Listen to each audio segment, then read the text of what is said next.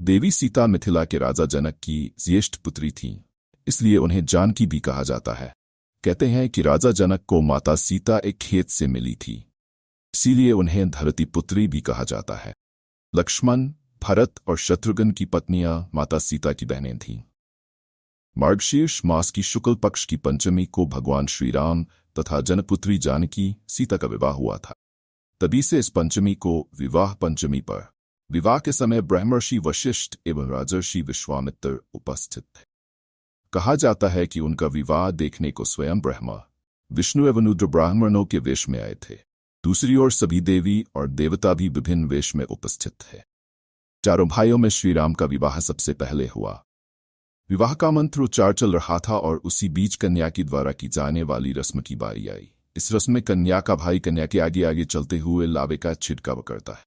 विवाह करवाने वाले पुरोहित जी ने जब इस प्रथा के लिए कन्या के भाई को बुलाने के लिए कहा तो वहां समस्या खड़ी हो गई, क्योंकि जनक का कोई पुत्र नहीं था। ऐसे में सभी एक दूसरे से विचार करने लगे। इसके चलते विवाह में विलंब होने लगा। पौराणिक कथा के अनुसार भगवान श्री राम व माता सीता के विवाह में सभी देवगण पहुंचे थे। ब्रह्मर्षि वशिष्ठ, राजर्षि विश्वामित्र के अलावा स्वयं ब्रह्मा विष्णु भी उपस्थित रहे। पारंपरिक तरीके से विवाह की रस्में चल रही थी। विवाह के मंत्रोच्चार हो रहा था। इसी बीच विवाह में एक रस्म ऐसी आई जिसे निभाने के लिए कन्या के भाई की आवश्यकता थी। यह रस्म विवाह में कन्या के भाई द्वारा आगे चलते हुए लावे के छिड़काव से जुड़ी थी। जब पुरोहित ने कन्या के भाई को बुलाने के लिए कहा तो सभी दुविधा में पड़ गए। उस समय जनक का कोई भी पुत्र नहीं था।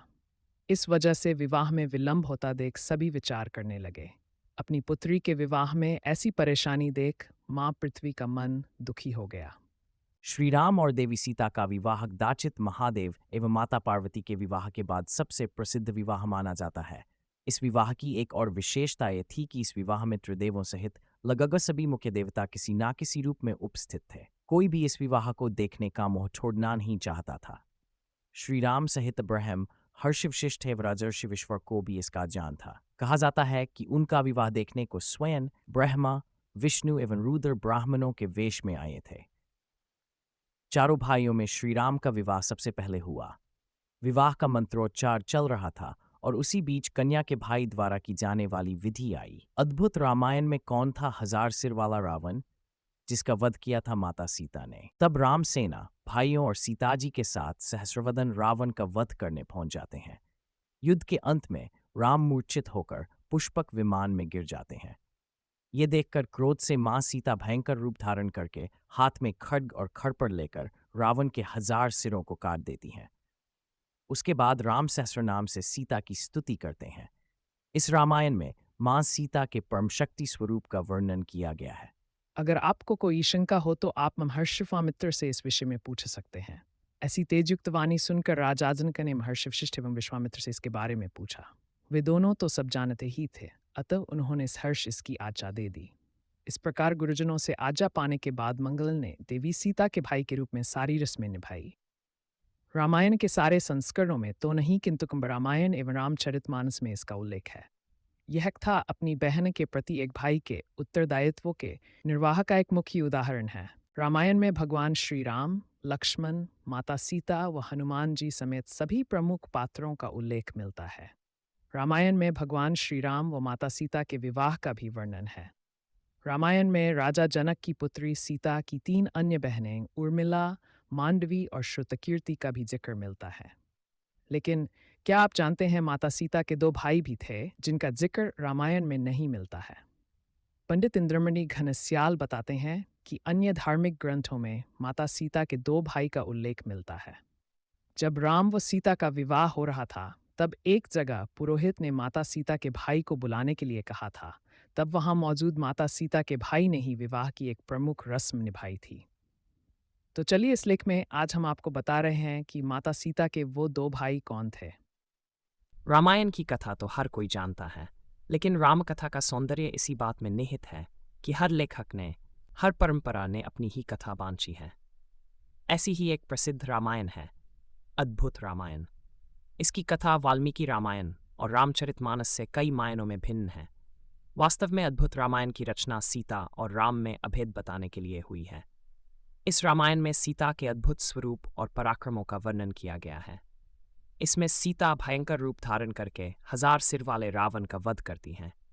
इसी दौरान एक रक्तवर्ण युवक आगे आया और भाई के रूप में रस्म अदा करने के लिए तैयार हुआ। उसने राजा जनक से विवाह की रस्म निभाने की आज्ञा मांगी। वह युवक कोई और नहीं बल्कि मंगलदेव थे, जो वहां रूप बदलकर विवाह देखने आए थे, और पृथ्वी देवी की आज्ञा से ही वह भाई के रूप में रस्म अदा करने आगे आए। मंगलदेव को पृथ्वी का पुत्र माना जाता है, जबकि मां सीता का जन्म भी पृथ्वी से हुआ था। ऐसे में मां सीता और मंगलदेव के बीच भाई बहन का संबंध हुआ। मंगलदेव ने भाई के रूप में सीता के विवाह में रस्में अदा की। एक अन्य कथा के अनुसार राजा जनक के छोटे भाई के पुत्र का नाम लक्ष्मीनि था। ऐसे में लक्ष्मीनिधि व माता सीता रिश्ते में भाई बहन थे। पौराणिक कथाओं से मालूम होता है कि माता सीता के 2 भाई मंगलदेव व लक्ष्मीनिधि थे। दोनों ही के बारे में रामायण में जिक्र नहीं मिलता है, लेकिन अन्य कई पौराणिक ग्रंथों में मंगलदेव व लक्ष्मीनिधि के बारे में कथाएं मिलती हैं।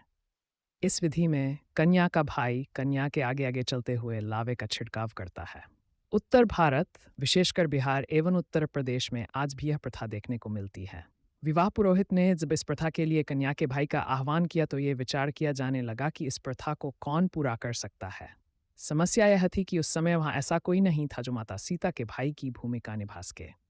अपनी पुत्री के विवाह में इस प्रकार विलंब हो देखकर पृथ्वी माता भी दुखी हो गईं। चर्चा चल ही रही कि अचानक एक श्यामवर्ण का युवक उठा और उसने इस विधि को पूरा करने के लिए आज्ञा मांगी। वास्तव में वो स्वयं मंगलदेव थे, जो वेश बदलकर नवग्रहों सहित श्री राम का विवाह देखने को वहां आए थे। देवी सीता का जन्म पृथ्वी से हुआ था और उमंग भी पृथ्वी के पुत्र थे। इस नाते वे देवी सीता के भाई भी लगते थे। इसी कारण पृथ्वी माता के संकेत से वे इस विधि को पूर्ण करने के लिए आगे आए।